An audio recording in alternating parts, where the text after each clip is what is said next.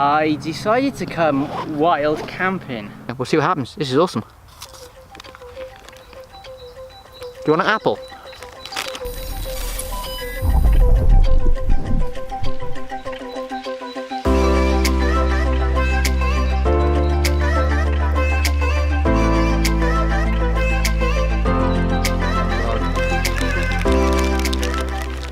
Wow.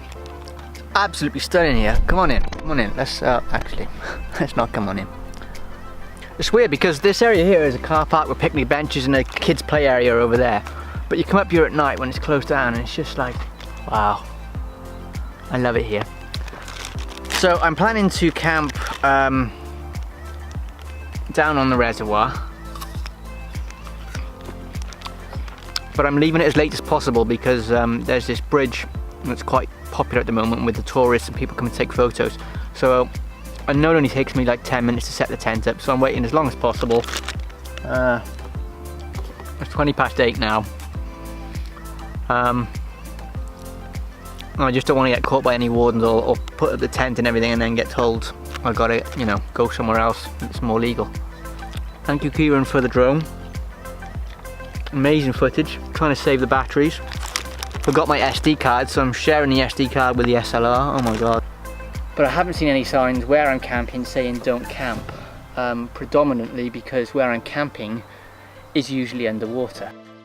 So fingers crossed it's going to be okay. However, it is technically on private property because it's right next to a reservoir and it's owned by Welsh Water. And as I was walking around the reservoir, two people in inflatable kayaks actually had got thrown out of the reservoir by the wardens.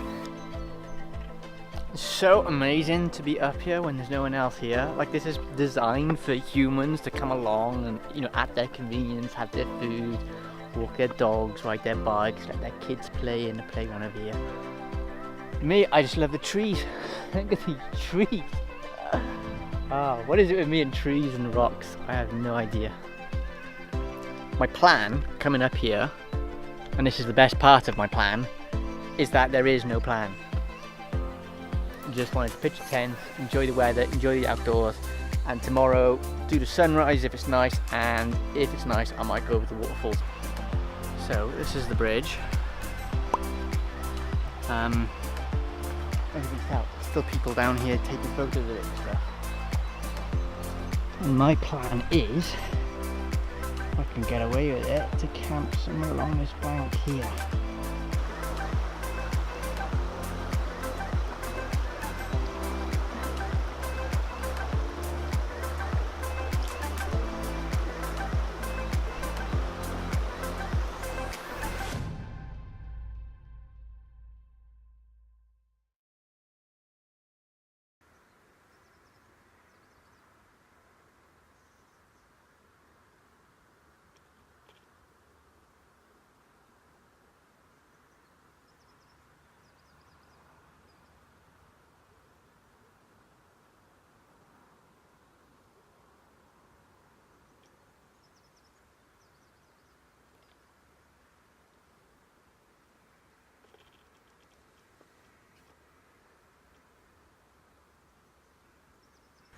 And it's about 5:15 in the morning now.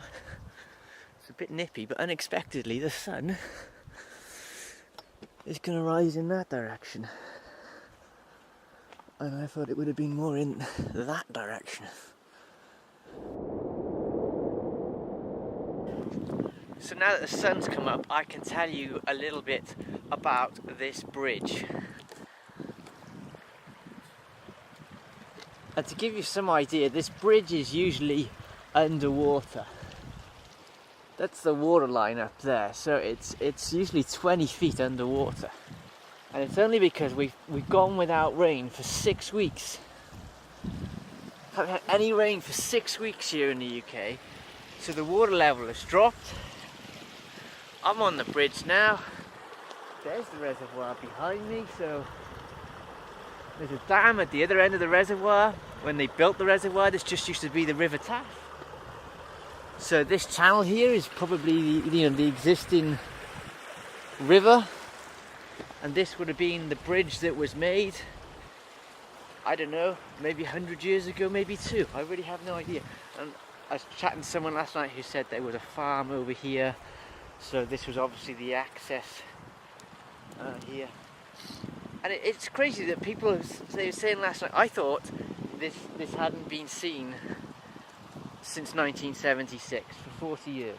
But someone said yesterday that it was 1986. But I really don't know. And it doesn't matter. And I'll tell you why it doesn't matter. Because it's not like a civilization was lost here. You know, there's remains of a farmhouse over there. They just, you know, it's man-made. They built the dam, it flooded the basin, and the bridge went under with it. It was all part of the plan. There's nothing rare that I'm aware of about this sort of bridge. It's pretty cool that it's still largely intact. But there's nothing significant about this bridge. There's nothing amazing or cool about this bridge other than it now lives underwater. Except on occasions like today, where we haven't had rain for so long that we can see it. Will it still be here in another 50 years, 100 years? I don't know. It's pretty cool, but it's just an old bridge.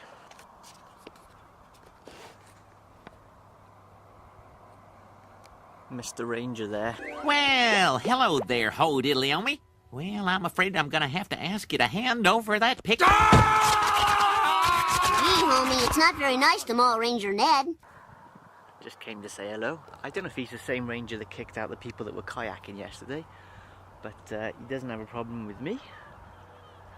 He says I'm not really allowed to camp here, but then it's usually underwater, so that's okay. But he did say that there's otters here, and I don't know if they're a protected species, but you gotta be careful around otters. You gotta be careful around me as well.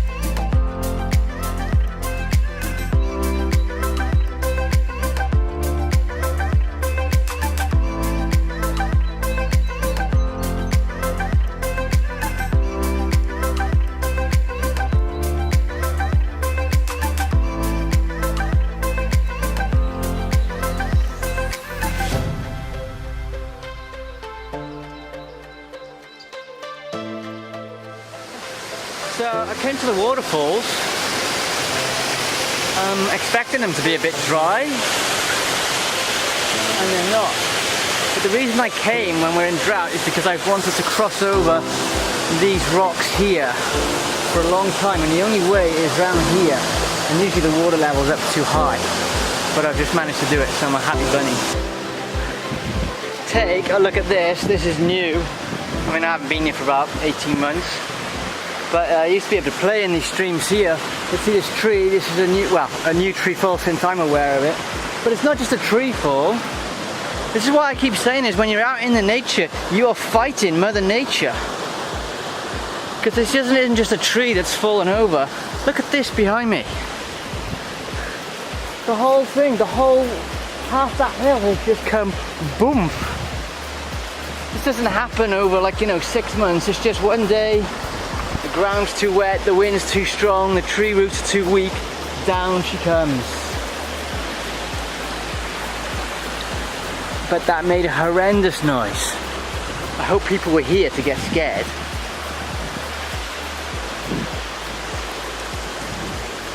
But assuming it's safe, I'm now going to sit on it and have my lunch. Slay!